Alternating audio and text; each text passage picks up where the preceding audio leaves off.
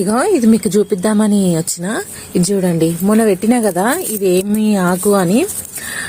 కొందరు కామెంట్ చేసిండ్రు, గూగుల్లో సెర్చ్ చేస్తే దొరుకుతుంది కదా అని. తెలుసండి నాకు కూడా, బట్ మీ మీ భాషలో, మీ విలేజ్లో, మీ స్టేట్లో ఏమంటారు ఈ ఆకుని అన్నట్టు నేను అడిగాను. ఇది చూడండి, ఈ ఫ్లవర్ వచ్చింది, వైట్ కలర్ ఉంది, చాలా బాగుంది ఫ్లవర్ అయితే. ఇక్కడ మంచిగానే నాటుకుందన్నమాట. చూడండి, అది కూడా ఇక్కడ కూడా తూటి కూర అంటారంట, వాళ్ళు కామెంట్ చేశారు. ఈ మొక్కని నేను చెరువు దగ్గర చూసినానండి. మా విలేజ్కి వెళ్ళినప్పుడు అక్కడ ఒక చెరువు ఉండే, అక్కడ చూసిన.